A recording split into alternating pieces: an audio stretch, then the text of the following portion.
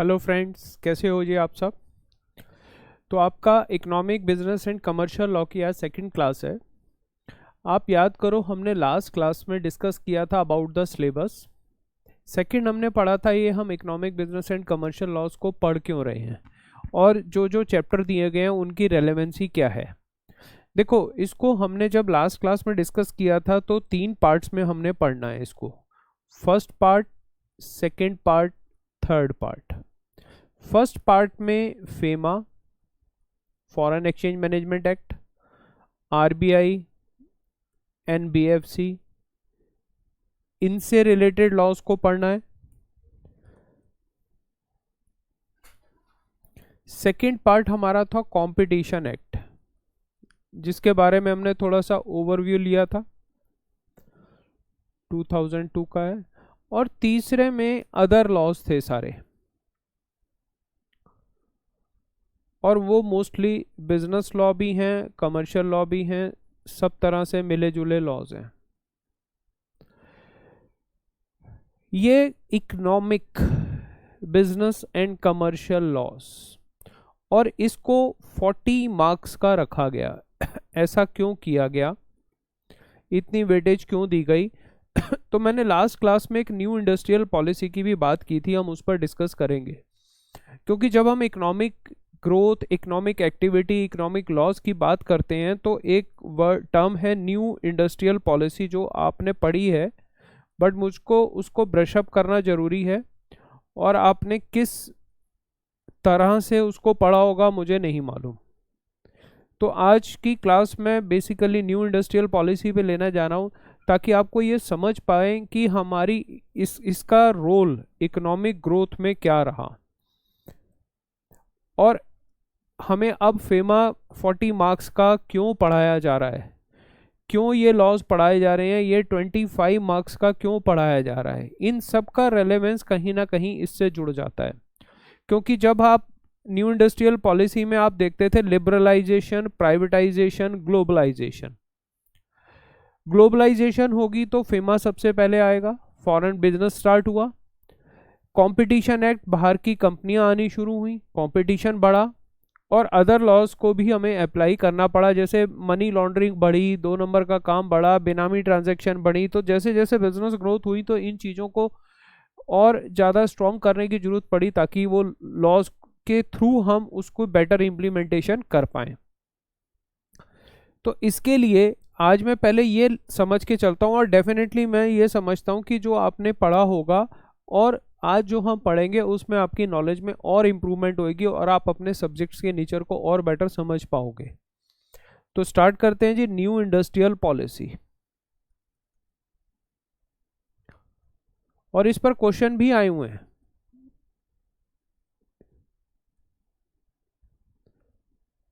But हमने जब उसको स्कूल टाइम पे पढ़ा होगा तो बड़ा बेसिक सा पढ़ा होगा, 3 चीज़ें हमने रट ली, लिबरलाइजेशन, प्राइवेटाइजेशन, ग्लोबलाइजेशन। देखो, लिबरलाइजेशन,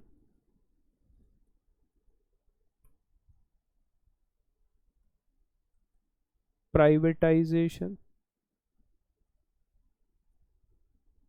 और इंडियन इकॉनमी में ये बहुत बड़ा टर्निंग पॉइंट था।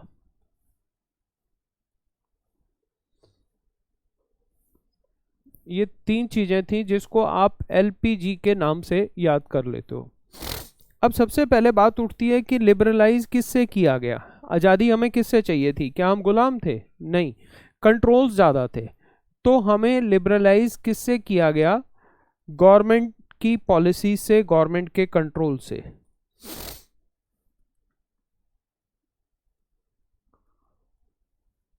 गवर्नमेंट का कंट्रोल बहुत ज़्यादा था, लाइसेंसिंग बहुत ज़्यादा थी, प्रोसीजर्स बहुत हार्ड थे, बिजनेस करने मुश्किल थे। प्राइवेटाइजेशन का मतलब था कि let private business flow freely. पहले गवर्नमेंट की इंटरफेरेंस ज़्यादा थी, गवर्नमेंट का ज़्यादा कंट्रोल होता था उससे पहले। प्राइवेटाइजेशन का मतलब ये आजकल भी आप सुन रहे होंगे कि सरकार बेचे जा रही है, हर चीज़ को प्राइवेट कर रही है, एयरपोर्ट को प्राइवेट कर रही है, रेलवे को प्राइवेट कर रही है। प्राइवेटाइजेशन का मतलब क्या है कि गवर्नमेंट अपना जो कंट्रोल है, अपना बिजनेस को वो प्राइवेट लोगों के हाथ में दे रही है। प्राइवेट मीन्स हम। तो ऐसा क्यों किया गया कि 91 में ही हमें इसको प्राइवेटाइजेशन करनी पड़ी, उससे पहले नहीं सोचा हमने। और ग्लोबलाइजेशन का मतलब है open doors for foreign business. बाहर वालों पे रिस्ट्रिक्शन थी पहले, उनको हम यहाँ आने नहीं देते थे, बिजनेस करने में कंडीशंस ज़्यादा होती थी, हम भी एक्सपोर्ट करें तो बहुत ज़्यादा हार्ड रेगुलेशंस थी। तो हमें लिबरलाइजेशन मिला गवर्नमेंट कंट्रोल से, प्राइवेट प्लेयर्स को आने दिया गया और फॉरेन दुनिया को अलाउ किया गया। तो ऐसा क्या हो गया कि 1991 में इसकी ज़रूरत पड़ गई हमें, और पहले ज़रूरत नहीं पड़ी थी। देखो 1991 से पहले एक पीरियड था 1947 और एक पीरियड था उसका, और एक पीरियड है उसके बाद। ये तो, और इस पीरियड के बीच में हम इंडिपेंडेंट हुए,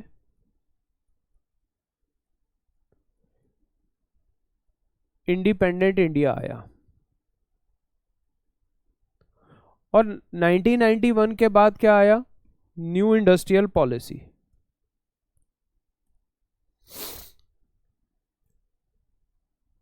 एलपीजी आया, new industrial policy 1991।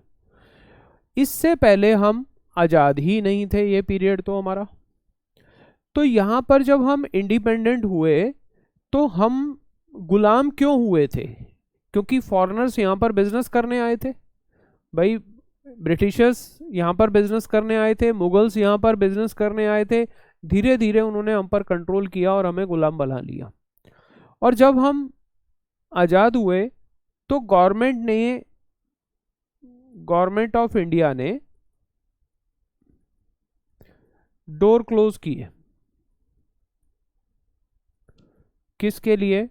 For foreigners to come for business. आपसे हम बिजनेस नहीं करेंगे अभी। और इंडिया उस टाइम बहुत वीक था, इंडिपेंडेंट इंडिया उस टाइम बहुत वीक स्टेट में था, गरीबी में था, अंग्रेज लूट पाट के गए थे, पहले मुगल्स ने लूटा था। तो उसके कारण गवर्नमेंट ऑफ इंडिया को अब इंडिया को दोबारा से खड़ा करना था। हम एक तरह कहें कि इंडिया का रीबर्थ हुआ था। इंडिया एक छोटा बच्चा था, कमजोर था उस टाइम, तो उसको पहले स्ट्रॉन्ग करना था। तो सबसे पहला कारण जिसके कारण हम गुलाम हुए थे, हमने उसको बंद किया कि फॉरेनर्स को घूमने तो आने देंगे, बिजनेस करने हम नहीं आने देंगे, उस पर रिस्ट्रिक्शंस लगा दी ज़्यादा। Second, government control on business ज़्यादा आया कि गवर्नमेंट की पूछे बिना कोई लाइसेंस नहीं लेगा, बिजनेस नहीं करेगा, बड़े प्लांट सेटअप नहीं करेगा। उसका रीज़न था कि जब गवर्नमेंट कोई बिजनेस करती है तो उसका पर्पस वेलफेयर स्टेट होता है, पैसा कमाना ही नहीं होता सिर्फ। बट जब प्राइवेट बिजनेसमैन बिजनेस करेगा तो उसका सोल गोल पैसा कमाना ही होता है कि मेरे पास पैसा आए। तो गवर्नमेंट ऑफ इंडिया ने पहले कहा कि अगर हमने अभी प्राइवेट प्लेयर्स के हाथ में छोड़ दिया तो फिर वही एक्सप्लॉयटेशन शुरू हो जाएगा और जो गरीब गरीब ही रह जाएगा और अमीर होता चला जाएगा अमीर। तो उसके लिए गवर्नमेंट ने कहा कि नहीं, हम पहले तो इसको क्लोज करते हैं कि हम ज़्यादा से ज़्यादा काम अपने हाथ में लें। तो जितनी भी बड़ी इंडस्ट्रीज़ थी गवर्नमेंट ने अपने हाथ में ले ली। जैसे रेलवे तो अभी तक गवर्नमेंट के हाथ में, एयर लाइंस गवर्नमेंट के हाथ में थी, उसके अलावा स्टील इंडस्ट्री, कोल, माइनिंग, ऑयल। अब आपने देखा ऑयल प्राइवेटाइज हुआ है कि कंपनी अपने हिसाब से रेट डिसाइड करती हैं। जितने भी नेचुरल रिसोर्सेज थे, टेक्सटाइल मिल्स थी, ये सब गवर्नमेंट की अपनी थी, गवर्नमेंट चलाती थी और आगे एम्प्लॉयमेंट देती थी। तो उससे हमने, गवर्नमेंट की ये कोशिश थी कि हम गरीबों का भला करें, इक्वल अपॉर्चुनिटीज़ मिले। और अगर प्राइवेट बिजनेसमैन आएगा तो वो फिर अपनी चलाएगा। तो दो चीज़ें की गई हमने। सबसे पहले तो किया कि भैया हम जिस कारण से गुलाम हुए थे उसको क्लोज करो, door closed. Second, government control लिया। इसका मतलब हुआ private business participation in major area restrict कर दिया। ऐसा नहीं है कि आप शॉप नहीं खोल सकते, फैक्ट्री नहीं चला सकते, बिजनेस नहीं कर सकते, कर रहे थे, बट जो की बड़ी इंडस्ट्रीज थी, टेक्सटाइल, कपड़े की जरूरत थी, जब आजाद हुए थे तो रोटी कपड़ा और मकान की बात होती थी, भुखमरी थी, ट्रैवल, रेलवे, आज भी आप देखते हो कि रेलवे के फेयर कितने चीप हैं कंपेयरिंग टू प्राइवेट प्लेयर्स। अगर आपको प्राइवेट बस में जाना है और गवर्नमेंट की रोडवेज में जाना है तो फेयर का फ़र्क होता है।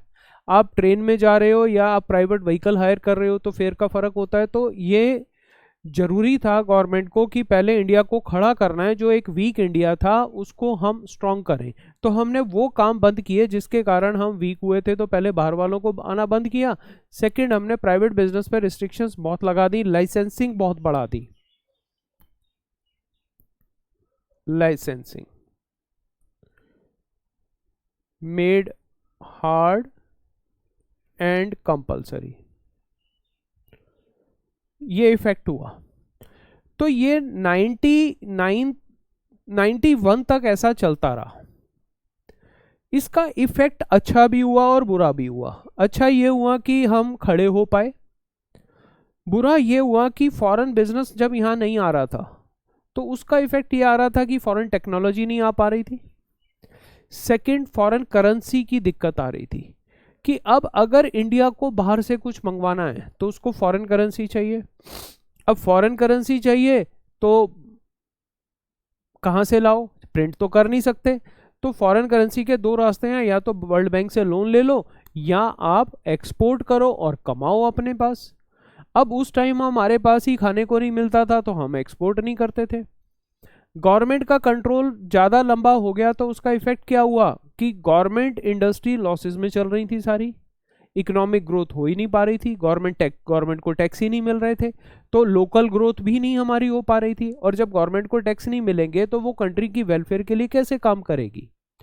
सेकंड, गवर्नमेंट ऑफिसेज में आप आज भी हाल देखते हो कि वहां पर वर्किंग एफिशिएंसी और प्राइवेट ऑफिस में वर्किंग एफिशिएंसी का कितना फर्क है।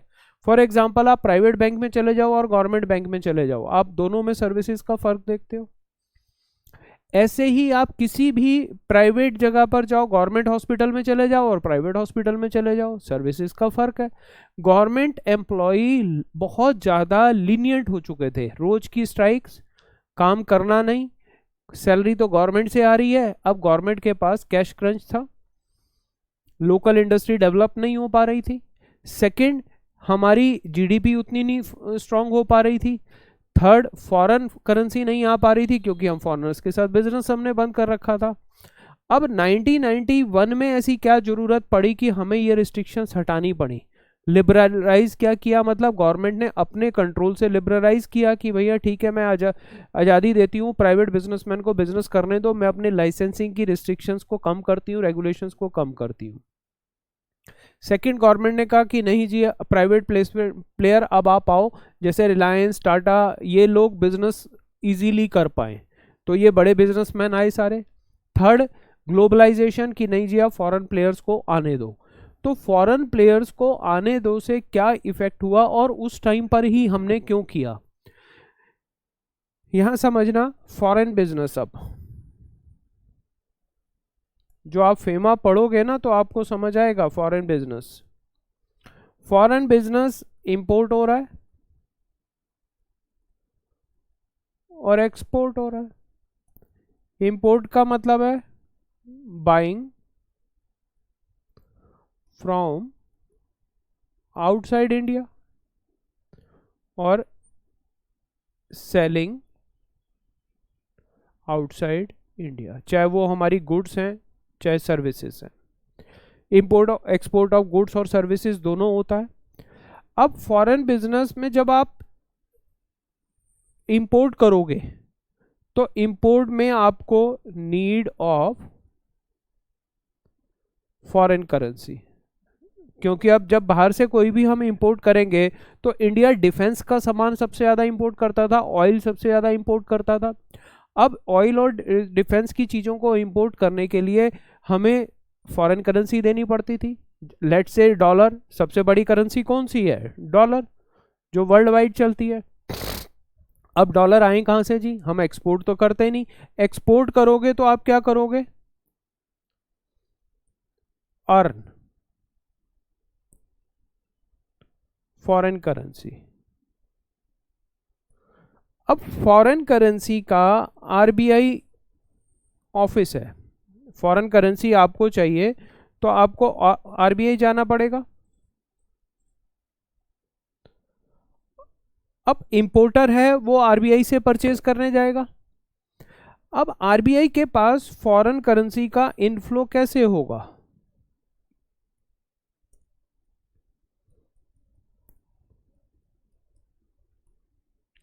फॉरेन करेंसी का इनफ्लो या तो यहां से होगा, एक्सपोर्ट करें हम तो एक्सपोर्टर जब भी एक्सपोर्ट करता है तो वो बाहर से जो फॉरेन करेंसी कमाता है तो वो यहाँ पर आकर अपने लेबर को पैसा देगा, अपने बैंक में रखेगा, तो वो फॉरेन करेंसी थोड़ी रखेगा, वो डिपॉजिट किसके पास कर देगा? आरबीआई के पास। आरबीआई उसको कन्वर्ट करके इंडियन रुपी में दे देता है और फॉरेन करेंसी वो आरबीआई की हो जाती है। और हम फेमा में ये लॉ भी पढ़ेंगे कि फॉरेन करेंसी हमारी प्रॉपर्टी है ही नहीं, बेसिकली वो गवर्नमेंट की प्रॉपर्टी है। आप बिना गवर्नमेंट के परमिशन के एक लिमिट से ज़्यादा फॉरेन करेंसी रख ही नहीं सकते, चाहे आपने मेहनत करके कमाई है, चाहे आप बाहर रहकर लेकर आए हो, तो भी आपको गवर्नमेंट को डिक्लेयर करना पड़ता है कि मेरे पास फॉरेन करेंसी कितनी है। इसी के बारे में आप फेमा में पढ़ोगे। तो फॉरेन करेंसी का इनफ्लो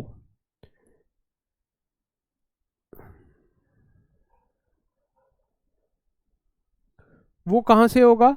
अर्निंग से होगा। और फॉरेन करेंसी का आउटफ्लो कहां पर जा रहा है? एक्सपोर्ट के लिए, इंपोर्ट के लिए जा रहा है। अब जब हमारे पास एक्सपोर्ट कम होगा और इंपोर्ट ज़्यादा होगा तो डेफिसिट रहेगा। तो दूसरा सोर्स आरबीआई के पास रहता था लोन्स। किससे लें हम? World bank, international monetary fund और कंट्रीज। जैसे आप देखते हो पाकिस्तान को लोन मिला, इंडिया को लोन मिला, लोन नहीं मिल रहा तो दिक्कत आ रही है कंट्रीज को।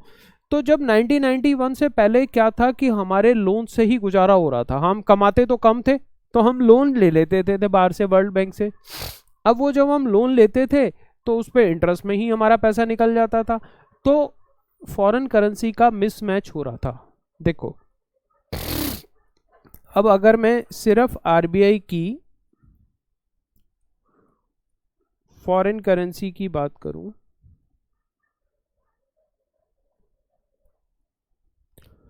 तो अब आएगा कैसे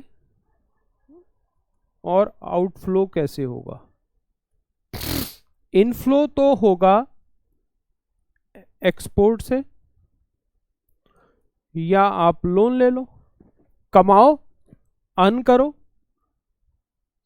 या लोन लो। आउटफ्लो किस लिए होगा? इंपोर्ट करने के लिए, आप बाहर से कुछ परचेज करोगे। तो इसको हम इनवर्ड रेमिटेंस बोलते हैं और उसको आउटवर्ड रेमिटेंस बोलते हैं।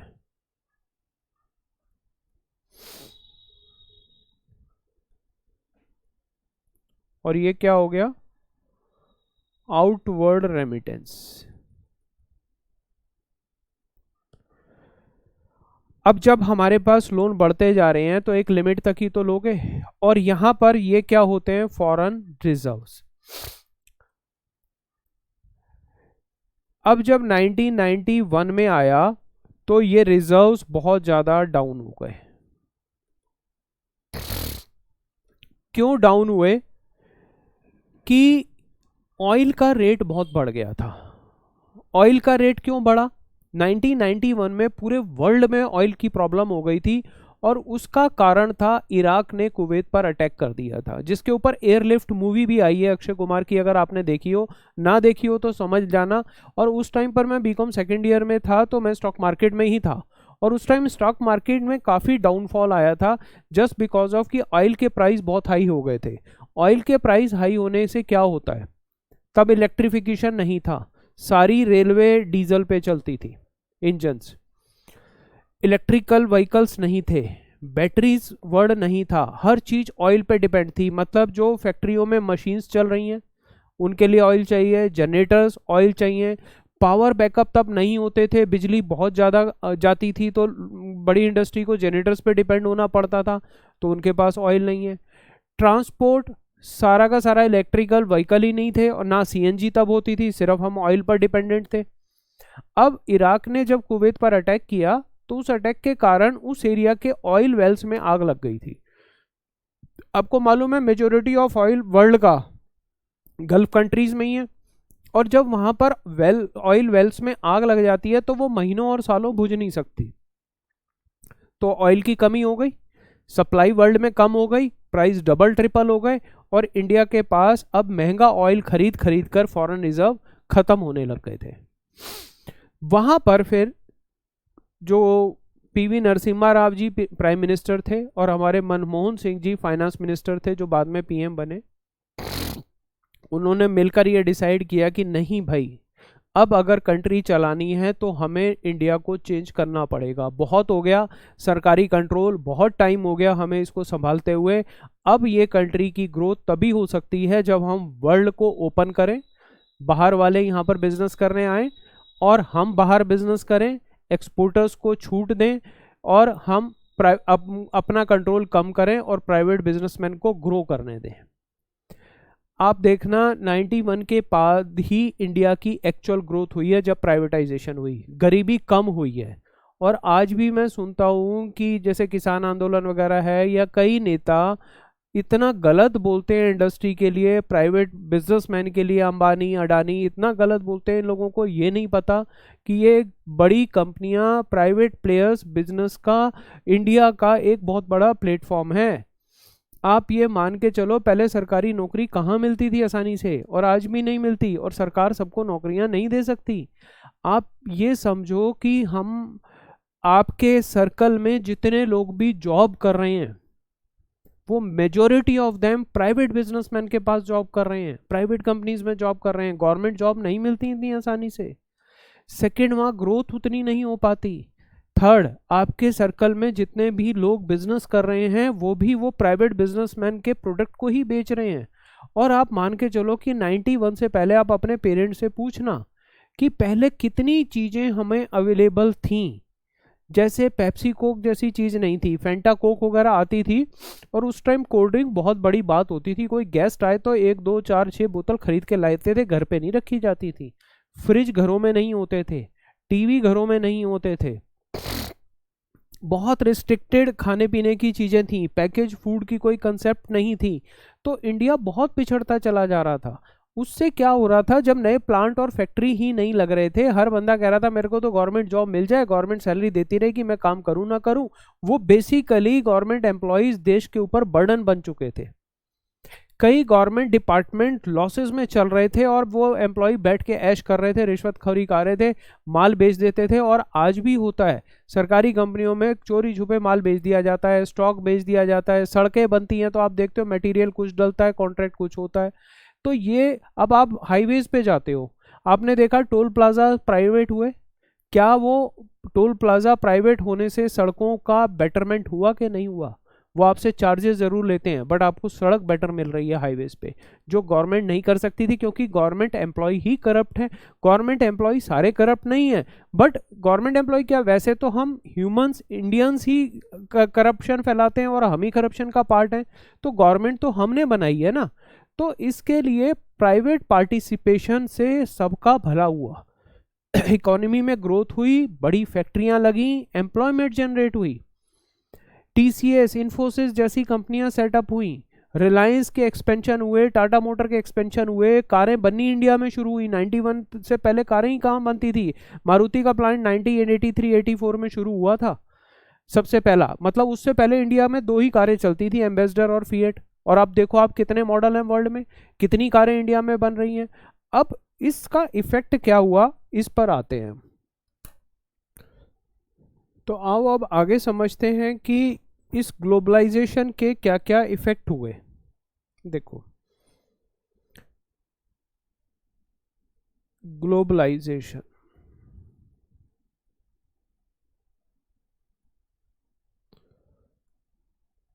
ग्लोबलाइजेशन किसका हुआ? Indian economy. इसका मतलब है let the foreign business open free easy for import export foreign investments. दो चीज़ों पर स्ट्रेस दिया गया सबसे ज़्यादा कि फॉरेन इन्वेस्टमेंट्स को बढ़ाया जाए और फॉरेन प्लेयर्स को यहाँ पर अलाउ किया जाए ताकि वो अपना फ्रीली बिजनेस कर सके। तो इसके इफेक्ट्स क्या हुए? हमारा कंट्रोलर कौन बना दिया गया? आरबीआई। आरबीआई में डॉलर आ रहे हैं, पाउंड की सिंबल होता है, पाउंड आ रहे हैं, यूरो आ रहा है, जापानीज येन आ रही हैं, चाइनीज आ रहे हैं। तो जब फॉरेन बिजनेस हुआ तो इनफ्लो किस किस फॉर्म में आना शुरू हुआ? सबसे पहले आया फॉरेन इन्वेस्टमेंट्स, जिसको आप एफडीआई के नाम पर पढ़ोगे। फॉरेन इन्वेस्टमेंट आई तो यहां पर दो रूट से आई, फॉरेन डायरेक्ट इन्वेस्टमेंट और पोर्टफोलियो रूट। पोर्टफोलियो रूट और डायरेक्ट इन्वेस्टमेंट्स में दोनों में क्या फर्क था? पोर्टफोलियो इन्वेस्टमेंट का मतलब है कि कोई यहां पर आकर स्टॉक मार्केट में शेयर्स खरीद सकता है इंडियन कंपनी के, और यहां एफडीआई में क्या कर सकता था? वो बिजनेस सेट कर सकता था कि आप अपनी फैक्ट्री लगा लो, यहां पर अपना कमर्शियल बिजनेस करो। फॉर एग्जाम्पल जो आए पेप्सी अगर इंडिया में आई 1991 के बाद, तो जब वो यहां पर आई तो वो क्या लेकर आई? इनफ्लो में डॉलर लेकर आई। अपनी कंट्री से तो वो पैसा लेकर आएंगे ना, अपनी ही करेंसी लेकर आएंगे, और वो जब अपनी करेंसी लेकर आएंगे तो वो सबसे पहले आरबीआई के पास जाएंगे। कंट्रोलर हमने आरबीआई बना दिया। आरबीआई यहां पर डॉलर रख लेगा या जो भी कंट्री से फॉरेन करेंसी आ रही है उसको अपने पास रखेगा और उसको उसके बदले इंडियन करेंसी दे देगा। क्योंकि अब पेप्सी जब इंडिया में आएगी तो वो ज़मीन खरीदेगी, प्लांट लगाएगी, तो वो सारा इंडियन करेंसी में खर्चा करेगी, तो वो उसको कन्वर्ट करेगी, तो वो डॉलर और फॉरेन करेंसी किसके पास चले जाएंगे? आरबीआई के पास। अब उस आरबीआई इस डॉलर को किस में कर देगा? उसके रिजर्व्स में हो जाएंगे और उसी से आउटफ्लो होगा। अब ये तो हुआ पहला सोर्स फॉरेन इन्वेस्टमेंट। और दूसरा सोर्स क्या हुआ? हमने एक्सपोर्ट्स को इजी किया, एक्सपोर्ट्स को फ्री कर दिया from taxes. Government of India ने काफी टाइम तक एक्सपोर्टर से टैक्स नहीं लिए। इसका फायदा क्या हुआ जी टैक्स ना लेने का? कि एक्सपोर्ट की तरफ नए बिजनेसमैन ज्यादा बढ़े, अब वो फ्रीली एक्सपोर्ट करने लगे, उनके बिजनेस मॉडल को इजी किया गया, फॉरेन एक्सपोर्ट को इजी किया गया, लाइसेंसिंग कम की गई, क्लियरेंस जल्दी दी गई। इसका इफेक्ट ये आना शुरू हुआ कि लोग एक्सपोर्ट की तरफ अट्रैक्ट हुए, और गवर्नमेंट ऑफ इंडिया ने 15-20 साल तक एक्सपोर्टर से कोई टैक्स नहीं लिया। और बट उन्होंने एक्सपोर्ट की लिस्ट बना दी कि जो इंडिया में जिन चीज़ों की कमी है हम उनको एक्सपोर्ट नहीं करेंगे, हम उन चीज़ों को एक्सपोर्ट करेंगे जो ज़्यादा है हमारे पास। जैसे टी, राइस सबसे बड़ा एक्सपोर्टर बन गया इंडिया में, इंडिया इसका। फिर information technology, TCS, Infosys, Wipro, इन्होंने अपने सॉफ्टवेयर बना के बाहर बेचने शुरू किए। बाहर की कंपनियों ने यहाँ कॉल सेंटर्स लगाए। कॉल सेंटर यहाँ इसलिए लगाए कि यहाँ लेबर सस्ती है। तो कॉल सेंटर का मतलब ये होता है कि यहाँ पर जो एम्प्लॉई बैठा है वो काम बाहर की कंपनी के लिए कर रहा है, बाहर ही कॉलिंग कर रहा है वो, और यहाँ पर क्या हुआ? लोगों को एम्प्लॉयमेंट मिली। अब बाहर की कंपनी यहाँ पर जब आई तो फॉरेन करेंसी लेकर आई, और गवर्नमेंट ने कहा कि जो फॉरेनर यहाँ पर आ रहा है मैं उसको भी टैक्स कंसेशन दूंगी, और जो यहाँ से माल बनाकर बाहर भेज रहा है उसको भी मैं फॉरेन टैक्स कंसेशन दूंगी। तो इनको तो एक स्पेशल वीआईपी ट्रीटमेंट मिल गया। एक तरह से गवर्नमेंट के लिए बहुत बड़े रेवेन्यू अर्नर हो गए, और उससे इनफ्लो आना शुरू हो गया एक्सपोर्ट से। एक्सपोर्ट से क्या आया? सेल प्रोसीड्स आई होंगी हमारे पास। अब आउटफ्लो किसके लिए हुआ भाई? इंपोर्ट्स के लिए। अब जब इंपोर्ट्स इजी हो गए तो बेटर मशीनरी, बाहर की टेक्नोलॉजी, बाहर की चीज़ें इंडिया में आनी शुरू हुई। जिन चीज़ों की कमी थी वो यहाँ पर बेटर होती चली गई, स्कैरिसिटी कम हुई, फॉरेन डिपेंडेंस कम हुई और स्मगलिंग कम होनी शुरू हो गई। पहले गलत रास्ते से आते थे तो अब सीधे रास्ते से फॉरेन टेक्नोलॉजी आनी शुरू हो गई। इसका फ़ायदा ये हुआ, फॉरेन इन्वेस्टमेंट में पेप्सी ही नहीं है, मैं और आपको एक दो कंपनियां जोड़ूं, आप अपने घर में बुजुर्गों से पूछना, TV, fridge, LG, Samsung, Nokia, general motor, Audi, ये कंपनियां यहाँ पर आनी शुरू हो गई। इन्होंने यहाँ पर प्लांट लगाने शुरू कर दिए। इससे क्या हुआ, यहाँ पर एकदम से एम्प्लॉयमेंट में राइज हुआ, लोगों को जॉब अपॉर्चुनिटी मिली, ग्रोथ शुरू हुई। उससे पहले मेजोरिटी ऑफ लोग एग्रीकल्चर की तरफ ही रहते थे, एग्रीकल्चर ही करते थे, फार्मिंग करते थे। अब लोगों को जॉब मिलनी शुरू हुई, सिटीज़ में माइग्रेशन शुरू हुआ, मुंबई, दिल्ली जैसी सिटीज़, बेंगलोर जैसी सिटी डेवलप ज़्यादा होने लग गई, लोग वहाँ नौकरी के तलाश में आने लगे, बड़ी कंपनियों ने ऑफिस यहाँ पर सेटअप किए और ग्रोथ शुरू हुई। फॉरेन इन्वेस्टमेंट आई तो यहाँ की इंडियन कंपनी में इन्वेस्टमेंट होनी शुरू हुई। इससे क्या हुआ, स्टॉक मार्केट काफ़ी हाई होनी शुरू हो गई। 1992 में हर्षद मेहता जैसा पर्सन आया जो स्कैम भी कर गया, आपने मूवी भी देखी होगी, नेटफ्लिक्स वगैरह पे चल रही है हर्षद मेहता पे। तो 1992 का स्कैम क्या था वो हम सिक्योरिटीज लॉ में डिस्कस करेंगे पूरा। उस टाइम में बीकॉम फाइनल ईयर में था, मेरे को 3 साल स्टॉक मार्केट में हो चुके थे, तो सारा उस टाइम पर हमने देखा कि हुआ क्या था कि कुछ लोग उस चीज का, इस इजी करने का तरीकों को गलत फायदा उठा गए। फिर बाद में सेबी आ चुकी थी उस टाइम, तो रेगुलेटर वहाँ कैपिटल मार्केट का सेबी भी लाया गया, क्योंकि फॉरेन इन्वेस्टमेंट को संभालने के लिए क्या चाहिए था, कैपिटल मार्केट का एक रेगुलेटर।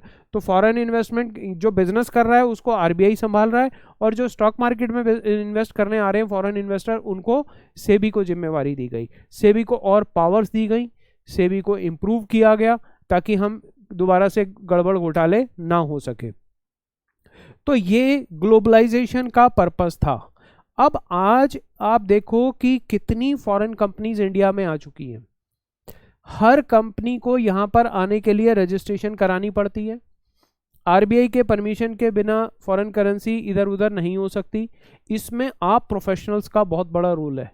आप एज अ कंसल्टेंट काम कर रहे हो, फॉरेन कंपनियों की रजिस्ट्रेशन करवा रहे हो, आरबीआई से लाइसेंस दिलवा रहे हो, और अगर आप जिस कंपनियों में वो इंपोर्ट एक्सपोर्ट करती है तो वहाँ पर ये लॉज एप्लीकेबल हो जाते हैं जो आपको पढ़ने बहुत ज़रूरी है। और फॉरेन करेंसी एक्ट भी चेंज किया गया 1991 में। पहले ये फेरा होता था जिसको चेंज करके फेमा करा गया। उसका रीज़न था कि उसमें बहुत स्ट्रिक्ट लॉज थे। वो स्ट्रिक्ट लॉज ये थे कि इंपोर्ट एक्सपोर्ट में कहीं भी आपने गलती कर दी, नॉन कंप्लाइंस हो गई तो बहुत हैवी पेनल्टीज थी, हर बात पे इम्प्रिजनमेंट थी, क्योंकि हमने उसको दबा रखा था फॉरेन बिजनेस को। तो फॉरेन से बिजनेस करने में ही लोग डरते थे, स्मगलिंग बढ़ती जा रही थी, 2 नंबर का काम बढ़ता जा रहा था। तो इस सब को रोकने के लिए गवर्नमेंट ऑफ इंडिया ने कहा कि नहीं, अब हमें कोई एक स्ट्रेटजी बनानी पड़ेगी जिसके अंडर हम काम करेंगे। तो उसके लिए फिर ये सारा ग्लोबलाइजेशन का प्रोसेस हुआ। अब क्या हुआ कि जब फॉरेन कंपनी यहाँ पर आएगी तो इंडियन बिजनेस को भी compete करने का मौका मिला, एक उनको सपोर्ट मिला। अब जैसे मारुति यहाँ पर आई, तो मारुति यहाँ पर आई, वो कार की टेक्नोलॉजी लेकर आई, कार तो यहाँ बना रही है, तो कार के छोटे छोटे पार्ट्स छोटे बिजनेसमैन को बनाने को मिले। पेप्सी कोक आई तो उन्होंने यहाँ पर प्लांट लगाए, यहाँ की कंपनियों के मशीनरी बिकी। फिर उन्होंने मटेरियल यहाँ से खरीदा, रॉ मटेरियल, तो यहाँ के रॉ मटेरियल सप्लाईज का बिजनेस बढ़ा। बॉटल्स खरीदी प्लास्टिक की, ट्रक खरीदे सप्लाई के लिए, एम्प्लॉयमेंट जनरेट हो गई, छोटे बिजनेसमैन साथ में कनेक्ट हो गए, और उन शॉपकीपर्स को भी फायदा मिला जो उन प्रोडक्ट्स को सेल कर रहे थे। तो ये कंबाइंड इफेक्ट था इस सारी चीज़ों का। तो अब आप इस चीज़ को समझो, एलपीजी सिर्फ रट्टा मारने से नहीं होगा, इसका लॉजिक समझना पड़ेगा। तो हमें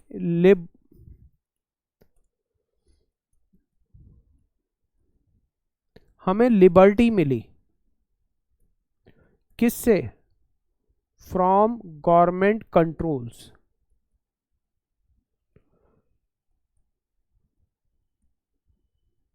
private business to be establish easily.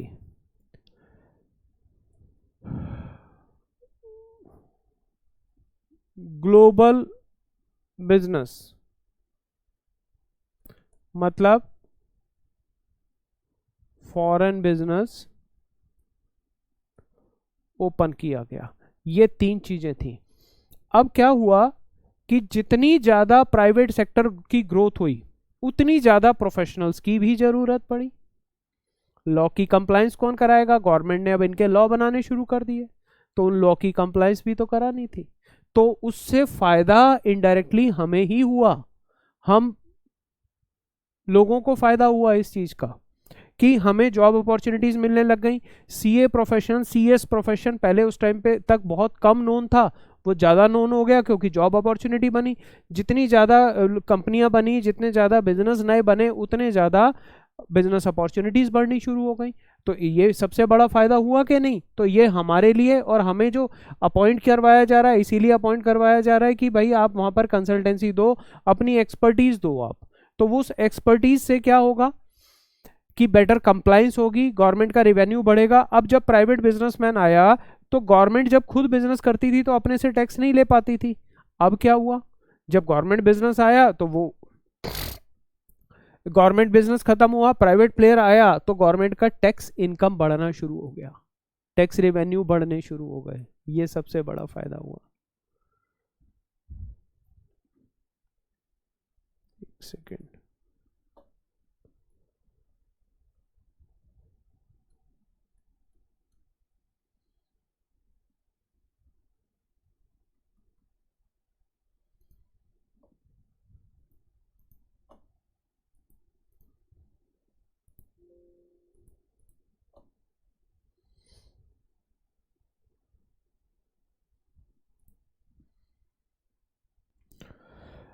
अब देखो कि इन तीनों का इफेक्ट हमारे जो बाकी टॉपिक्स हैं उस पर क्या हुआ। देखो, न्यू इंडस्ट्रियल पॉलिसी का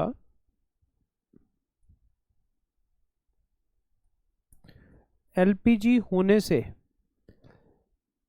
एक तरफ तो आ गए बिजनेसमैन और एक तरफ हो गई जनता। ये बिजनेसमैन मैन्युफैक्चरर थे, सर्विस प्रोवाइडर थे या ट्रेडर हैं। ये तीन कैटेगरी में बिजनेसमैन हुए। और इन सब का टारगेट क्या है? जो अपना गुड्स हैं या सर्विसेज हैं किसको देनी है? उनको, कंज्यूमर को। अब इसके लिए अलग अलग लॉ बनाए गए।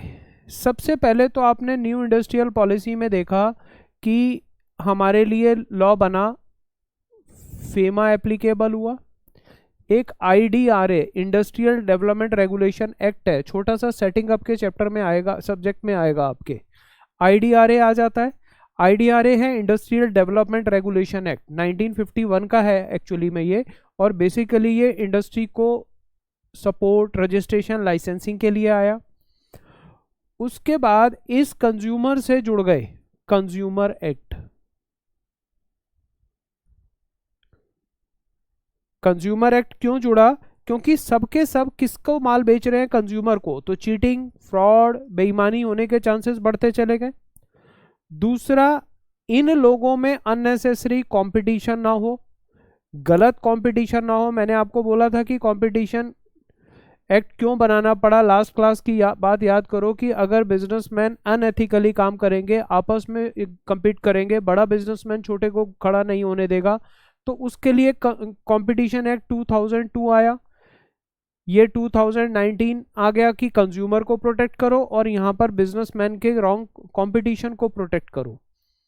उसके साथ जो मैंने आपको बोला कि जब ग्लोबलाइजेशन में फेमा आया, और आपने एक लॉ पढ़ा है prevention of money laundering, PMLA. 2 number के कामों को रोकना, 2 नंबर के पैसे को वाइट करने की कोशिश को रोकना, उसके लिए आया। बेनामी ट्रांजैक्शन आप पढ़ रहे हो, आपके सिलेबस में है। प्रोहिबिशन ऑफ बेनामी ट्रांजैक्शन, इसको रोकना है, प्रोहिबिट करना है। मनी लॉन्ड्रिंग को रोकना है, तो प्रोहिबिशन ऑफ मनी लॉन्ड्रिंग बना, प्रोहिबिशन ऑफ बेनामी ट्रांजैक्शन बना। और भी जितने भी इसके साथ अब जब जुड़ जाते हैं, कॉन्ट्रैक्ट एक्ट आएगा आपका, sale of good act, negotiable instrument act. ये लॉ बनाने का पर्पस क्या हुआ? ताकि ये कमर्शियल ट्रांजैक्शंस इजी हो सकें। फिर essential commodity act, legal metrology act, ये सारे इकोनॉमिक लॉज और इकोनॉमिक बिजनेस, इकोनॉमिक एक्टिविटीज को कंट्रोल कर रहे हैं। और ये सबसे बड़ा पर्पस था न्यू इंडस्ट्रियल पॉलिसी को लेकर आने का। क्लियर हुई जी ये बात आपकी? तो आपको अब जब ये सब्जेक्ट्स हम शुरू करेंगे, टॉपिक शुरू करेंगे, तो फेमा में भी न्यू इंडस्ट्रियल पॉलिसी आएगी, कंपटीशन एक्ट में भी न्यू इंडस्ट्रियल पॉलिसी आएगी, कंज्यूमर एक्ट डायरेक्टली नहीं है तो इनडायरेक्टली है, क्योंकि सबका राजा कौन है? कंज्यूमर। हर बिजनेसमैन टारगेट किसको कर रहा है? पब्लिक को। अपनी गुड्स बेचेगा या सर्विसेज बेचेगा तो वो सबका सब टारगेट तो उसका पब्लिक ही होगी ना, आम पब्लिक होगी। तो इसके लिए इन प्रोटेक्शंस को देना बहुत जरूरी था। तो यहाँ पर ये सारे लॉज लाने का आपको आज पर्पस समझ आया होगा। न्यू इंडस्ट्रियल पॉलिसी का बहुत बड़ा बेनिफिट है, आप ये मान के चलो कि कोई भी कंट्री की गवर्नमेंट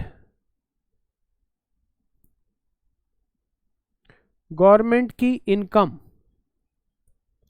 डिपेंड करती है। गवर्नमेंट कोई बिजनेस नहीं करती, बट बिजनेस भी अगर करती है तो उसका वेलफेयर पर्पस होता है, प्योरली कमाई पर्पस नहीं होता। सबसे बड़ा उसका इनकम का सोर्स होता है टैक्स। टैक्स चाहे वो डायरेक्ट टैक्स हो चाहे इनडायरेक्ट टैक्स हो। अब डायरेक्ट टैक्स हम लोग नहीं देते, इसलिए गवर्नमेंट को इनडायरेक्ट टैक्स बढ़ाने पड़े, जीएसटी लाना पड़ा और कस्टम करना पड़ा कि भैया ये डायरेक्ट टैक्स तो हिंदुस्तानी आसानी से नहीं निकालता जेब से, तो इनडायरेक्ट टैक्स लगाओ, इनसे हर गुड्स पर लो, ये तभी सुधरेंगे। दूसरी कंट्रीज में डायरेक्ट टैक्स कम है, उसका रीजन ये है कि टैक्स पेयर ज़्यादा है, वहाँ पर most of the population tax देती है। और जब हम ज़्यादा टैक्स देते हैं तो गवर्नमेंट उतनी ज़्यादा वेलफेयर स्कीम निकालती है। अब हम बड़े मज़े से तो ये कह देते हैं कि भैया बाहर की कंट्री में तो पेंशन मिलती है, अनएम्प्लॉयमेंट पेंशन है, हॉस्पिटलों में इलाज बहुत अच्छा होता है, हम बहुत अट्रैक्ट होते हैं बाहर की कंट्रीज से। बट हम ये नहीं सोचते हम अपनी कंट्री के साथ क्या कर रहे हैं। अपनी कंट्री के साथ हम गवर्नमेंट को गाली देने से काम नहीं होगा, गवर्नमेंट की इनकम कहाँ से हो, हम गवर्नमेंट के खर्चे की तो बात करते हैं, बट क्या एज अ सिटीजन हम अपने देश की इनकम की बात करते हैं? हम अपनी पॉकेट की इनकम की बात करते हैं। हम कमाते हैं और कोशिश करते हैं कम से कम टैक्स देना पड़े, टैक्स की चोरी की जाए, टैक्स बचाया जाए। तो हम कैसे ऑनेस्टी से अपनी कंट्री को चला रहे हैं? हम खुद ही लोग अपनी कंट्री को जब देना नहीं चाहते और उम्मीद करते हैं कि हमें सरकार से सब कुछ मिले। बहाना क्या है जी, नेता करप्ट होते हैं वो खा जाते हैं। अरे हम पहले खुद तो करप्शन से हटें, हम दूसरे को तो तब बोलें कि जब हम इस चीज़ से हटें। हम छोटे छोटे लेवल पे करप्शन कर जाते हैं अनजाने और अनजाने में, फिर हम ब्लेम करते हैं सिस्टम को। मुझे आप एक बात बताओ कि अगर किसी भी कंट्री आपके घर के बाहर कोई कंस्ट्रक्शन हो रही है, सपोज आप अपना घर रेनोवेट कर रहे हो या बना रहे हो, आप देखते हो कई बार म्युनिसिपल वालों को रिश्वत देनी पड़ती है, पुलिस वालों को रिश्वत देनी पड़ती है, नहीं तो वो आके तंग करते हैं। सुना होगा आपने ऐसा। जरा लॉजिक लगाओ, वो क्यों आते हैं हमारे यहाँ? पैसे मांगने क्यों आते हैं? अगर हमारा घर as per law, as per regulations बन रहा है, मैप के हिसाब से बन रहा है, स्ट्रक्चर जैसा गवर्नमेंट ने बोला है उस हिसाब से बन रहा है, तो हम क्या कभी रिश्वत देंगे? कभी नहीं देंगे। हम गलत होते हैं इसीलिए रिश्वत देते हैं। हम बहाना, हाँ एक्सेप्शनल केसेस हैं कई जगहों पर, but majority of time corruption starts from lower level, not from higher level. अगर कोई, अभी आपने बॉम्बे में सुना वाजे का केस था, या महाराष्ट्र गवर्नमेंट पे ब्लेम लगा कि वो मंथली वसूली, हफ्ता वसूली की बात करते हैं। तो जब वो मंथली वसूली या हफ्ता वसूली किसी भी स्टेट, किसी भी सिटी में अगर पुलिस कर रही है या म्यूनिसिपल वाले कर रहे हैं, वो क्यों कर रहे हैं? हम अगर सही काम कर रहे हैं तो 99% हमें कुछ नहीं देना पड़ेगा। 1% एक्सेप्शन हो सकते हैं कि वो गवर्नमेंट ऑफिशियल जान के तंग करते हैं, बट पहली गलती हमारी होती है। अगर हमने एज पर नॉर्म्स और एज पर लॉ काम किया है तो हम कभी भी रिश्वत नहीं देंगे, और अगर देनी पड़ी तो हम उसके लिए फाइट करेंगे। फिर हम इजीली रिश्वत इसलिए दे देते हैं कि कहीं ना कहीं गलत हम भी होते हैं। तो अगर हमें किसी कंट्री को ग्रो कराना है तो कंट्री तो भैया इंसानों से बनी है, और गवर्नमेंट भी इंसानों से बनी है, और हम ही लोग हैं। गवर्नमेंट को बनाने वाले भी हम हैं, डेमोक्रेसी में अपॉइंट करने वाले भी हम हैं, और इनकम भी हम ही दे रहे हैं। अब गवर्नमेंट को इनकम कौन दे रहा है? हम लोग।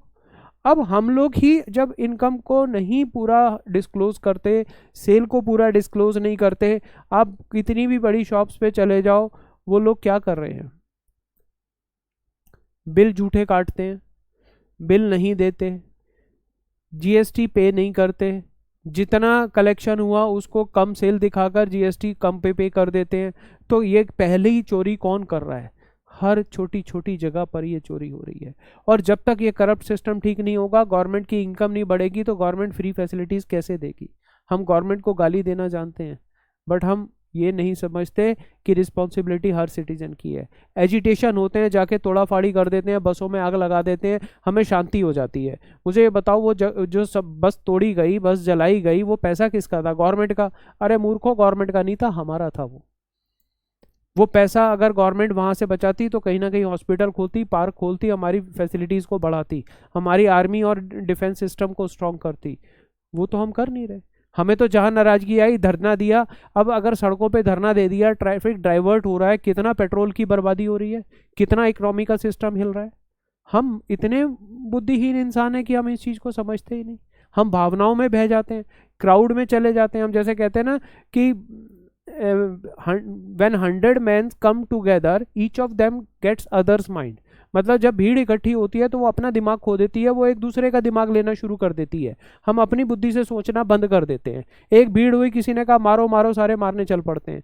हम अपना दिमाग नहीं लगाते, हम ये नहीं सोचते हम अपनी ही कंट्री का कितना नुकसान कर रहे हैं। तो गवर्नमेंट को तो लॉ बनाने हैं, बट लॉ फॉलो करने और करवाने तो हम प्रोफेशनल्स को ही है ना।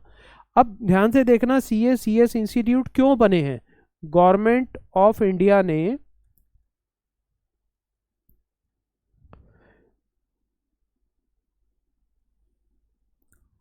आईसीएसआई बनाया, आईसीएआई बनाया, आईसीएमएआई हो गया, या आईसी जिसको आप आईसीडब्ल्यूए पुराना नाम कहते थे, शायद अब नाम चेंज हो गया है।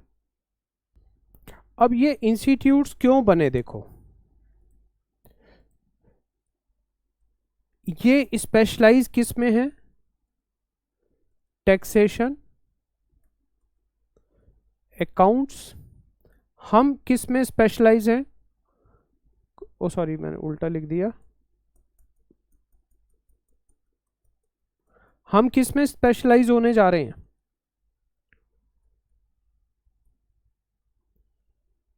Corporate laws. ये किस में स्पेशलाइज है? टैक्सेशन,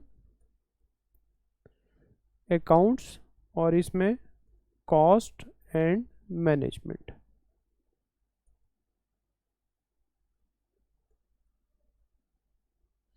ये आप ब्रॉडली जानते हो तीनों इंस्टीट्यूट्स का पर्पस क्या है। ये लोग हमें डिग्री दे रहे हैं, इंस्टीट्यूट। ये 3 डिग्री मिल रही हैं हमें। ये 3 डिग्री अल्टीमेटली किसको टारगेट कर रही हैं? बिजनेस को। हम यहां पर बिजनेस, चाहे वो कंपनी की फॉर्म में है, चाहे सोल प्रोप्राइटर है, चाहे अदर्स हैं, कोई पार्टनरशिप फर्म है, एलएलपी है। अब आप ध्यान से देखना कि आपका काम यहां पर क्या है। आपको यहां पर जॉब दिलवाई जा रही है और ऑडिट करवाए जा रहे हैं, यहां पर भी और यहां पर भी। तीनों जगह पर जॉब और ऑडिट का ही हमारा काम है। हमारी जॉब क्या है? हमें जो लॉ पढ़ाए जा रहे हैं हम उनको फॉलो करें, फॉलो करवाएं, इनको एडवाइस दें ताकि ये बेटर लॉ फॉलो कर पाएं। और जब हमें यहाँ अपॉइंट करवाया जाता है तो गवर्नमेंट ऑफ इंडिया ने कहा मैं ये सारे काम नहीं कर सकती, हम लॉ बना सकते हैं, बट लॉ का फॉलो अप के लिए तो मुझे प्रोफेशनल चाहिए। टैक्सेशन भी क्या है, बेसिकली लॉ है। अकाउंट भी किस पर बेस्ड है, कंपनी लॉ पर बेस्ड है, अगर कॉर्पोरेट अकाउंट्स की बात करें तो ये जो सिस्टम है, और गवर्नमेंट ऑफ इंडिया ये कहती है कि गवर्नमेंट ऑफ इंडिया ने आगे क्या बना दी अपने नीचे, एक मिनिस्ट्री। इन तीनों को कंट्रोल कौन कर रही है, ministry of corporate affair, ministry of corporate affairs, ये कंट्रोल कर रही है। सोल प्रोप्राइटर को छोड़ दो, कंपनियों को। अब जब आप ऑडिट रिपोर्ट आपकी आएगी, ये ऑडिट की रिपोर्ट्स किसको जानी है, जब आप ऑडिट करोगे तो अल्टीमेटली आरओसी को ही तो जाती है ना ऑडिट रिपोर्ट। तो जो आप रिपोर्ट आरओसी को देते हो वो गवर्नमेंट के पास जा रही है, और ऑडिट करने का पर्पस ये होता है कि ये बिजनेस एंटिटी लॉ की कंप्लायंस कर रही है या नहीं कर रही। अब वेरियस लॉ तो गवर्नमेंट ने बना दिए, वो फॉलो हो रहे हैं कि नहीं हो रहे, उसकी ऑडिट कराई जा रही है। तो बेसिकली हम लोग किसको रिप्रेजेंट करने जा रहे हैं, गवर्नमेंट ऑफ इंडिया को। आईसीएआई का मालिक कौन है, गवर्नमेंट ऑफ इंडिया। आईसीएसआई का मालिक कौन है, गवर्नमेंट ऑफ इंडिया। सारी share holding government of India के पास है। पार्लियामेंट से स्टैच्यूटरी बॉडीज हैं, इनको जिम्मेवारी दी गई कि आप ऐसे ट्रेन प्रोफेशनल्स तैयार करो, उनको कॉर्पोरेट लॉज की नॉलेज दो, ताकि वो कंपनियों को एडवाइजरी दे पाएं, उनके ऊपर चेक रख पाएं और हमें रिपोर्टिंग करें। अब देखो कुछ प्रोफेशनल्स क्या करते हैं, आप भी जानते हो क्या हो रहा है, ऑडिट में गड़बड़ होती है। प्रोफेशनल्स ने ये सीख लिया कि लॉ से बचने का उपाय बताओ बिजनेसमैन को, लॉ फॉलो करने का मत बताओ। कैसे हिसाब किताब में गड़बड़ी और टैक्स की चोरी हो वो बताओ, तो वो ज़्यादा स्मार्ट है, वो ज़्यादा एक्सपर्ट है। प्लानिंग मत बताओ। हमारे प्रोफेशनल का काम है कि प्लानिंग बतानी है कि लॉ को कैसे फॉलो करना है, कैसे बेटर मैनेज करना है, रेदर देन उसको डिसफॉलो करना है या चोरी करनी है। बट हम ही जिस इंस्टीट्यूट से डिग्री लेते हैं, जिस गवर्नमेंट से डिग्री लेते हैं, हम उसी को धोखा देते हैं। हम अगर उस लॉ की कंप्लायंस में प्रॉपर रोल प्ले नहीं कर रहे, हम प्रॉपर एडवाइजरी नहीं दे रहे, हम सिर्फ अपनी सैलरी और फीस लेने के कारण हम गलत काम कर रहे हैं, गलत ऑडिट रिपोर्ट दे रहे हैं, उससे कितना बड़ा नुकसान होने जा रहा है। जैसे मैंने सत्यम कंप्यूटर का केस बताया था आपको, उस फ्रॉड में अकाउंटिंग ओवर स्टेटमेंट हो रही थी, प्रॉफिट्स को बढ़ा चढ़ाकर दिखाया जा रहा था। तो वो जो प्रॉफिट्स बढ़ाकर दिखाए जा रहे थे वो ऑडिटर को नहीं पता थे क्या, चाहे वो सेक्रेटेरियल ऑडिटर था, चाहे वो स्टैच्यूटरी ऑडिटर था, सीएस सब बैठे थे वहां पर। क्यों उन्होंने आंख पे पट्टी बांध रखी थी, क्यों उन्होंने कंप्लेंट नहीं की, क्यों आगे उन्होंने पोल नहीं खोली कंपनी की। इफेक्ट क्या हुआ, उनकी तो जेबें भर गई, फीस आ गई। नुकसान किसका हुआ, शेयर होल्डर का हुआ, कंपनी से जुड़े हुए लोगों का हुआ। तो इसमें हम लोगों की रिस्पॉन्सिबिलिटी हमें बहुत तरीके से समझनी पड़ेगी कि हमारा काम क्या है, हम जो लॉज को पढ़ने जा रहे हैं उनका पर्पस क्या है।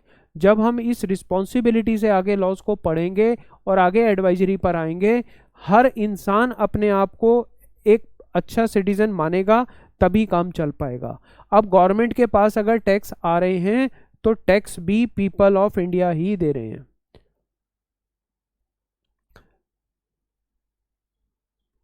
वो लोग चाहे बिजनेसमैन हैं चाहे पब्लिक है, टैक्स तो सभी दे रहे हैं, डायरेक्ट टैक्स भी दे रहे हैं और इनडायरेक्ट टैक्स भी दे रहे हैं। जितनी इसकी चोरी रुकेगी उतना ज़्यादा गवर्नमेंट बेटर होगी, जितना गवर्नमेंट के बनाए हुए लॉज की कंप्लायंस होगी उतना ज़्यादा क्वालिटी कंट्रोल होगा, उतनी ज़्यादा बेटरमेंट होगी।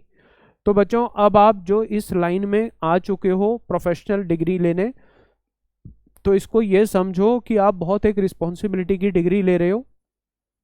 गवर्नमेंट ऑफ इंडिया ने जो ये 3 इंस्टीट्यूट बनाए हैं, उन्होंने ये रिस्पॉन्सिबिलिटी दी है कि आप प्रोफेशनल्स को ट्रेन करो।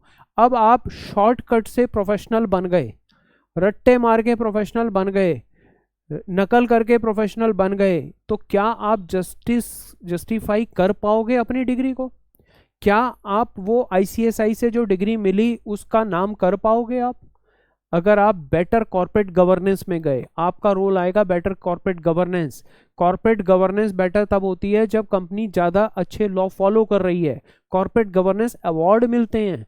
लिस्टेड कंपनियों को, बड़ी कंपनियों को। तो कॉर्पोरेट गवर्नेंस का मतलब है कि governing the company truthfully, honestly, by abiding all the laws, taking care of all the stakeholders, shareholders, promoters, public, creditors, सबका, एम्प्लॉय, सबका हम ध्यान रख के चलें। This is better corporate governance. और आपके नाम के आगे गवर्नेंस प्रोफेशनल्स भी यूज होता है। सीएस को गवर्नेंस प्रोफेशनल भी बोला जाता है। गवर्नमेंट कॉर्पोरेट गवर्नेंस का मतलब यही है कि आप बेटर लॉ की कंप्लायंस कराओ, और वो आप तभी करा पाओगे जब आप अच्छी तरह से हर चीज को पढ़ोगे, उनका मतलब समझोगे। हंसी मजाक से क्लासें, एंटरटेनमेंट से क्लासें, लेनी देनी की क्लासों से आप कभी भी बेटर प्रोफेशनल नहीं बन पाओगे। आप रट्टे मार के पास तो हो जाओगे, बट आप अपनी नॉलेज और कंसेप्चुअल क्लैरिटी को नहीं ला पाओगे। ये कॉलेज की डिग्री मत समझो, सीरियसली इसको पढ़ाई करो, बहुत रिवार्डिंग है। बट आपने जो बीड़ा उठाया है, ये सिर्फ ऐसे नहीं है कि ग्रेजुएशन कर ली, बीकॉम बीए डिग्री कर ली और डिग्री हो गई तो काम हो गया। डिग्री से काम नहीं होगा, नॉलेज होगी तो पैसा मिलेगा। एमबीबीएस, डॉक्टर, डिग्री सबके पास है, बट सबकी प्रैक्टिस अच्छी नहीं होती, सब इक्वली नहीं कमाते। कमाता वही है जिसके पास नॉलेज है, बेटर ट्रीटमेंट कर रहा है वो। अगर डॉक्टर एक अच्छा है, अच्छा ट्रीटमेंट देता है, तो उसके बाद लाइनें भी लगती हैं, वेटिंग भी होती है और मनमानी फीस भी मिलती है। तो बेटर प्रोफेशनल हम लोग, बेटर सीएस वही होगा जिसके पास बेस्ट नॉलेज होगी, बेस्ट दिमाग होगा, और ज़्यादा से ज़्यादा नॉलेज को वो डिलीवर कर पाए, एक्सपर्टीज होगी, और वो ये शॉर्टकट से नहीं होंगी। पढ़ने में कंजूसी नहीं करनी, ऐसे टाइम पास वाली क्लासों से काम नहीं चलेगा। सीरियसली आपको बैठकर कंसंट्रेशन लेवल से पढ़ना पड़ेगा। फ्री की क्लासें, ये क्लासों से कुछ नहीं होने वाला। आप इस चैनल पे जा रहे हो, उस चैनल पे जा रहे हो। अब अगर एक मरीज ज़्यादा से ज़्यादा डॉक्टरों से इलाज कराएगा तो कंफ्यूज ही होगा। ऐसे ही एक बच्चा ज़्यादा टीचरों के पास घूमेगा तो कंफ्यूज ही होगा। ये तो आपको देखना है, आपको खुद चेक करना है कि मुझे किसका पढ़ाया हुआ बेटर समझ आ रहा है, कहाँ पर मुझे सीरियसनेस नज़र आ रही है, कहाँ पर कंसेप्ट क्लैरिटी ज़्यादा मिल रही है। ये नहीं कि एक स्टूडेंट ने कहा यहाँ चला जा, उसने कहा यहाँ चला जा, इसका कोई फ़ायदा नहीं है। कई इंस्टीट्यूट्स रेफरल स्कीम्स निकालते हैं कि आप बच्चे लाओ, हम आपको कमीशन देंगे। तो कोई बच्चे तो आपको रेफर ही इसलिए कर रहे हैं कि उनको कमीशन मिलनी है, आपको पता ही नहीं है। कितना अनएथिकल काम हो रहा है ये, कितना अनएथिकल काम हो रहा है। स्टूडेंट को एजेंट बनाया जा रहा है, टोटली रॉन्ग, गलत है। स्टूडेंट को दलाली नहीं सिखानी।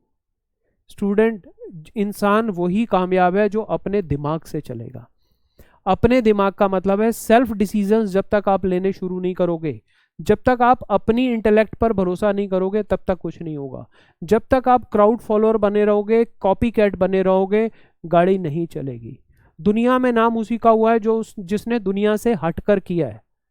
जो दुनिया सोचती है, दुनिया तो सोचती थी कभी लोहे की मशीन बन ही नहीं सकती जो ऊपर उड़ेगी, हवाई जहाज।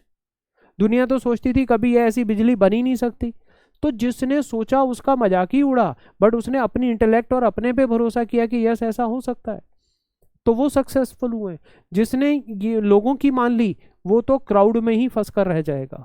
आपको अपने पर भरोसा करना है। आप में दिमाग है, यू हैव इंटेलिजेंस। कैसे है आपके पास दिमाग? आपके पास दिमाग है तभी आपने 12th की है, आपके पास दिमाग है तभी आपने ईटी पास की है। अगर दिमाग नहीं होता तो आप ये नहीं कर पाते। दिमाग हम कहते हैं कि उसके पास कम है जिसको ABCD भी लर्न नहीं रहती, 1 2 3 भी लर्न नहीं होता। दिमाग सबके पास इक्वल है, सिर्फ फर्क है उसको यूज करने का। यूज करने का तरीका आपके पास है, आपको मिलेगा जब आप कोशिश करोगे। दिमाग में पोटेंशियल आपके है, आपने उसको खोला नहीं है सिर्फ। मैं अब बहुत आगे की क्लासेस में जब बात करूंगा कि कई बच्चे इसी में रहते हैं, सर हमारे तो कोई नंबर ही नहीं आए थे 11 12th में, हम तो 50 60 70% से पास हुए थे, रो रो के तो पास होते थे। अरे पास कैसे होते थे? दिमाग था तो होते थे। आपके नंबर उतने आते थे जितनी आप मेहनत करते थे, जितना आप दिल लगाकर पढ़ते थे, आपके नंबर उस हिसाब से आते थे। दिमाग तो आप में पूरा था। दिमाग उसमें कम होता है जिसको कल का खाया पिया भी याद नहीं है। अपने दिमाग की टेस्टिंग करनी हो ना, सिर्फ ये बताओ मुझे कल रात को डिनर में क्या खाया था, याद आया नहीं आया? लास्ट मूवी कौन सी देखी थी? लास्ट टाइम दिल्ली से बाहर किस सिटी में गए थे? किस होटल में रुके थे? कैसी जगह थी वहाँ? मूवी देखकर आते हो, उसकी स्टोरी याद रहती है? गाने की अभी ट्यून बजे तो पता चल जाएगा गाना कौन सा है। मुझे बताओ इनके कोई नोट्स बनाए हैं? मतलब दिमाग तो है, ऑटो मोड पे काम कर रहा है। अब अगर किसी को कल रात को उसने रोटी खाई, सब्जी खाई, दाल खाई, पिज्ज़ा खाया, बर्गर खाया, ये भी याद नहीं आ रहा तो सोचे मेरे में दिमाग नहीं है। मूवी की स्टोरी याद नहीं रहती तो सोचो कि दिमाग नहीं है। तो भाई दिमाग तो है, आप इन चीज़ों के नोट्स नहीं बनाते, आपके ऑटो मोड पर दिमाग चल रहा है।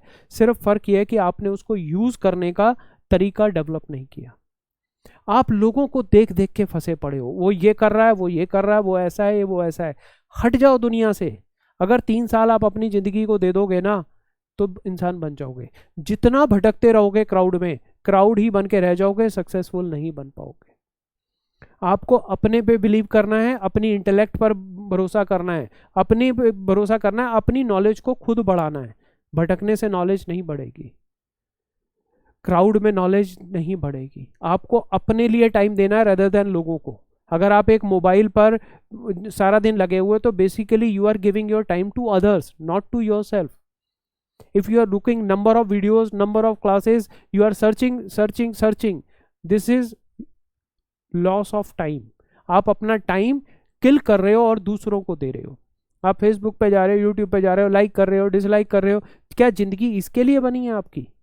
क्या आपका टाइम इसके लिए है दूसरों के लिए? आप अपने पे टाइम दो ना, अपनी स्टडीज में दो, अपनी बॉडी को दो, अपनी माइंड को दो, वॉक करो, एक्सरसाइज करो, मेडिटेशन करो, घर के काम करो, पढ़ाई करो, बजाय लोगों में। आपको बाहर से खुशी नहीं मिलेगी। कभी फिर इस टॉपिक पे बात करेंगे। अभी सिर्फ मैं ये कहूँगा, आज की जो ये आपको चार्ट बनाने का पर्पस है, अपनी डिग्री का मतलब समझो, सीरियसली लो। ये कोई मजाक की पढ़ाई नहीं है, ये कोई इजी पढ़ाई नहीं है। और अगर आपको कुछ देकर अच्छे लाखों करोड़ों के पैकेज मिल रहे हैं, और यहाँ पर तो बच्चा मतलब फीसों के लिए भी कई बार फोन आते हैं, इतने यहाँ तो जी इतनी फीस है, इतने लेने हैं तो क्लास दे दो। मतलब क्या बाजार बना रखा है, भिंडी बाजार बना रखा है? आप नॉलेज और ज्ञान की कीमत लगा रहे हो क्या? क्या क्लासेस की कीमत हो सकती है? बहुत अजीब लगता है ये, बहुत अजीब लगता है। बच्चों के फेवर के लिए हम जो हो सकते हैं वो करें, बट बच्चा बार्गेन करे तो वो तो फिर सब्जी मंडी है। वो पढ़ाई को खरीदने आ रहा है, ज्ञान लेने ही नहीं आ रहा। उसको ज्ञान खरीदा हुआ तो कभी भी प्राप्त नहीं होगा अगर वो इन्हीं चीज़ों में भटक रहा है तो। आप ये मत देखो कहाँ कितनी फीस है, आप ये देखो मुझे कहाँ क्या समझ आ रहा है, किस टीचर के साथ ट्यूनिंग बन रही है। मेरे साथ हर बच्चे की ट्यूनिंग नहीं बनेगी। जिसको पढ़ना है उसकी बनेगी, जिसको सीरियसली करियर एस्टेब्लिश करना है उसकी बनेगी, जिसको कॉलेज की फन चाहिए, मौज मस्ती चाहिए, उसको नहीं समझ आएगी तो आई एम नॉट बॉदर्ड। तो आपको ये समझ के चलना है कि पैसे से टीचर को जज नहीं कर सकते, आप फीस से जज नहीं कर सकते। और आप दुनिया भर के मोबाइल, दुनिया भर की चीज़ों पे आप खर्च कर देते हो, यहाँ अपने ज्ञान पर आप सेक्रीफाइस कर रहे हो, आप अपनी नॉलेज पे सेक्रीफाइस करते हो। तो जिससे आपका पिलर बनना है, दिस इज योर इन्वेस्टमेंट, जिससे आपने सारी जिंदगी कमाना है। हमें क्या दे जाओगे आप? एक बार की फीस, एक साल की फीस, अल्टीमेटली आपने जिंदगी भर उस पर कमाना है। उस पर भी बच्चा भटक रहा है और बहस करता है, बहुत हैरानी की बात है। तो ये आप अपनी मेंटेलिटी को चेंज करो, अपने आप में आ जाओ। यू हैव ऑल पोटेंशियल, सिर्फ उसको जगाओ। आगे की क्लासों में हम जगाना हमारा काम होगा, बट उसको बढ़ाना आपका काम होगा। ठीक है जी।